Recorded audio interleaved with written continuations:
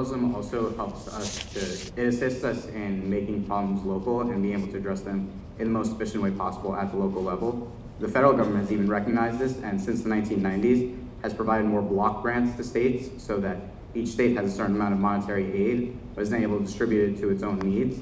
Keeping that in mind, I think that the people who are closest to the problem are best able to solve it, which is why American federalism helps us with service and civic participation, because if we are close to our problems, we are going to engage ourselves to solve those things, even if we require some assistance from the federal government. But how does all of that square with the fact that the lowest turnout in elections always is at the local level? In some places it's as low as 10% of the people.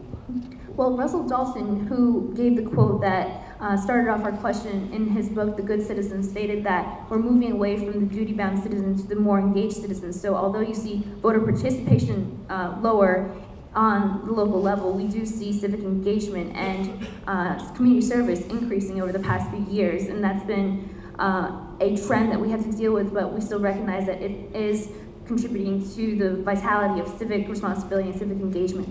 Recently in our community, we had a school board election, and about 7,000 out of 40,000 people showed up to vote. While I realize that that is not that high of a turnout, members of our community have found other ways to try and improve the situation of our budget.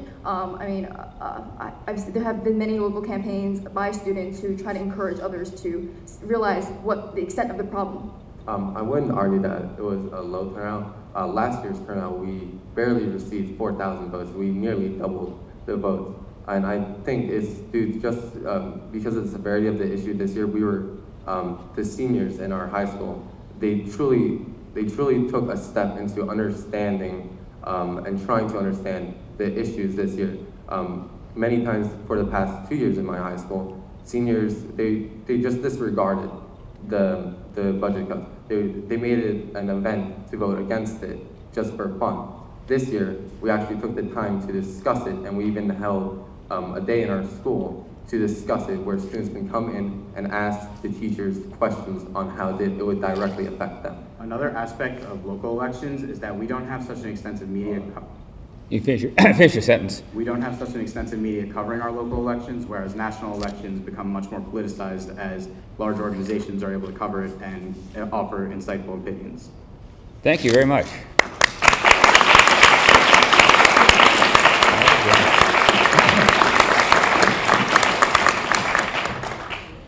Yes, I enjoyed your opening statement very much. Admired the widespread participation among you as team members. I think that you're introducing the idea of federalism and its increasing opportunities. You probably missed a chance in your initial presentation to support it, which had to be drawn out in a question and answer series. But if you introduce something as a vehicle that is going to solve some of the problems, it really is incumbent to give us some specific examples. I thought your answer on what government ought to do to provide equal opportunity or a multiplicity of opportunities was very good, and I enjoyed hearing you. Thank you. I know everybody might be nervous this early in the morning. This is you guys are General Motors, and this is the Senate Budget Committee. Wondering what's going on, but you guys did a fantastic job. I just want to compliment you on your presence, and I knew you guys were a good team yesterday when I heard you yesterday afternoon. I thought that the written testimony was great, but really what shows how much you know and how much you've learned are some of the examples that you've given. You've given examples from, I think, a lot of different areas and different communities, and I'm not really sure if you've gotten those from the news sources or in your typical daily reading, but it was very good. I thought that maybe we would like to hear more about specifically some of the ways that thinking outside of the box that we can change the system. because I think that there is a widening gap amongst folks when it comes to income, and then income turns into whether they can go to college or not. And I think that we've done a lot of different things like affirmative action, but there might be other minimum wage laws and things like that to protect, at the very least, a minimum. Maybe that there are other things. So just thinking outside of the box. Overall, you guys did a fantastic job. Really proud you guys are here. Well, I agree with all of what they said. I did like the fact that you brought some personal examples in.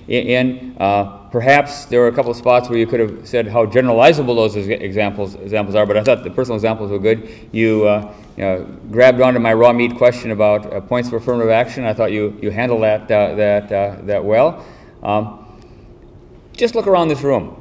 You are now one of a very small percentage of people who have ever sat in those chairs and had a chance to testify and give your expression. I hope a lot of you will come back, not as the incriminated, but as those who can enlighten, who can enlighten the people who sit up on these chairs, because it's a great accomplishment that you have made, and I think you're on a trajectory for being some of these competent citizens that Tocqueville talked about. Thank you very much. Thank you.